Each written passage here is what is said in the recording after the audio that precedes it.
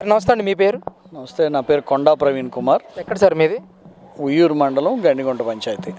ఎలా ఉంది సార్ అసలు కూటమి ప్రభుత్వం అధికారంలోకి వచ్చి 2 ఏళ్ళు కావస్తూ ఉంది? ఎలా అనిపిస్తుంది? అసలు ప్రజలు సంతృప్తిగా ఉన్నారనిపిస్తుందా? పర్సనల్గా మీకు ఏ విధంగా అనిపించింది? ప్రజల దగ్గరికి వెళ్తూ ఉన్నాం. ప్రజల్లో ఉన్నటువంటి అభిప్రాయాలు చాలా భిన్నమైన పరిస్థితుల్లో. జనరల్గా ప్రజలు రాజకీయ నాయకుల్లో కానీ ఎక్కడైనా కానీ ఒక సమాజంలో కొంతమంది ప్రజల గురించి చర్చించుకునేటప్పుడు ప్రజల పట్ల పథకాలతో వాళ్ళు మార్పులు సృష్టిస్తారనో, పథకాల లభ్యతను బట్టే రాజకీయాల్లో కానీ ప్రభుత్వాల్లో మార్పు వస్తుందనో అని చెప్పేసి గతంలో మాట్లాడుకుంటూ నేను చాలా చోట్ల విన్నాను. ఈ రోజున ప్రస్తుత పరిస్థితుల్లో 2019 నుంచి 24 కానీ ఇప్పుడు 24 నుంచి 26 కూటమి ప్రభుత్వంలో కూడా ఈ 2 ప్రభుత్వాల పట్ల ప్రజల్లో విశ్లేషణలు పూర్తిగా భిన్నంగా కనపడతా ఉన్నాయి. 2019-24లో రాష్ట్రంలో అభివృద్ధి అనేది కంటికి కనపడకోకుండా పథకాలు ఇస్తే ఆ పథకాలు లబ్ధి పొంది ప్రజలు మా వెనకాల నడుస్తారని ఒక తప్పుడు సంకేతాలతో వాళ్ళు ఆలోచన చేసి ఈ రాష్ట్ర యొక్క ఆర్థిక పరిస్థితిని దుర్వినియోగం చేయడంతో వాళ్ళు దాదాపుగా ప్రజల్ని ఒక తప్పటి అంటే ఒక నడకని ఒక సపరేట్గా ఆర్థిక పరిస్థితిని దుర్వినియోగం చేసి ఈ రాష్ట్ర భవిష్యత్తుని అటు అమరావతి నిర్మాణం కానివ్వండి, పోలవరం నిర్మాణం కానివ్వండి, ఎటువంటి పారిశ్రామిక ప్రగతి కానీ లేకుండా యువత భవిష్యత్తుని, రాష్ట్ర యొక్క ప్రజల యొక్క భవిష్యత్తుని కూడా దుర్వినియోగపరిచారు. దాని పట్ల ప్రజలు పూర్తిగా అవగాహన పొందారు. కూటమి ప్రభుత్వం వచ్చిన తర్వాత సూపర్ 6 అనే ఒక మంచి కార్యక్రమాన్ని తీసుకోవటం, ఆ హామీలన్నీ కూడా నెరవేర్చటం, దాంట్లో భాగంగానే సూపర్ 6తో పాటు కూటమి ప్రభుత్వం గత ప్రభుత్వం ఏవైతే వదిలేసిందో, ప్రజలు తెల్లారు లెగిస్తే రోడ్డు మీదకి వస్తే ఆ రోడ్లు గుంటలమయంగా ఉండేవి.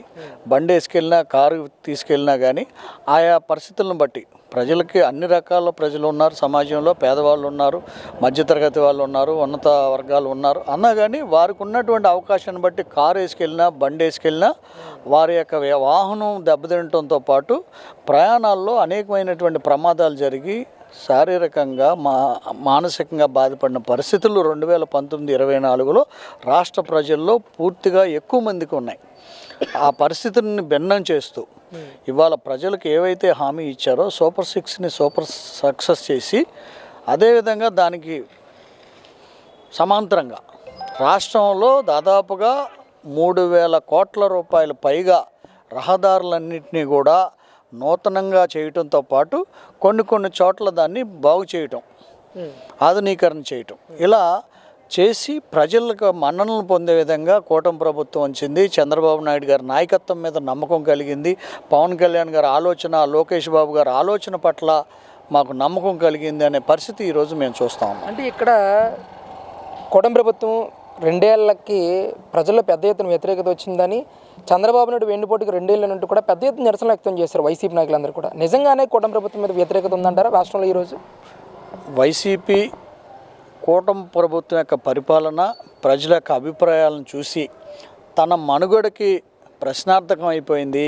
వైసీపీ రాబోయే రోజుల్లో ఈ రాష్ట్రంలో బట్టకట్టే పరిస్థితే లేదు అనే ఆలోచన వచ్చి ఏం చేయాలో తెలియని పరిస్థితుల్లో ఏదో ఒక బురద మన కూటమి ప్రభుత్వాన్ని మీద వేయాలి అని చెప్పేసి ఒక తప్పుడు ఆలోచన, వెన్నుపోటు అన్నమాట చాలా తప్పు. ఇవాళ వీళ్ళు తీసుకొచ్చి 2 సంవత్సరాలు గడిచింది, ప్రజలకు ఇచ్చినటువంటి హామీలు నెరవేర్చలేక వెన్నుపోటు పొడిచారని ఒక తప్పుడు సంకేతాన్ని ప్రజల్లోకి తీసుకువెళ్తే, దీంట్లో మొట్టమొదటి సంతకం యువతకి భవిష్యత్తు అనే విధానంలో ఆ రోజు నారా లోకేష్ బాబు గారు యువగాలం పాదయాత్రలో ఇచ్చినటువంటి మాట డిఎస్సిని మెగా డిఎస్సి రూపంలో ప్రజల వద్దకు తీసుకొచ్చి నిరుద్యోగ యువతకి పారదర్శకతమైనటువంటి రూపంలో ఉద్యోగాలను ఇచ్చినటువంటి వాస్తవ విషయాన్ని ఇవాళ రాష్ట్ర ప్రజలందరూ, నిరుద్యోగ యువకులంతా కూడా ఆమోదిస్తూ ఉంటే, వీళ్ళు వెన్నుపోటు అని తప్పుడు సంకేతాలను తీసుకోవడం ప్రయత్నం చేస్తే, అదే డిఎస్సిలో వీళ్ళు వెన్నుపోటు అని ఎవరినైతే తీసుకొచ్చారో వాళ్ళందరూ కూడా గతంలో 2024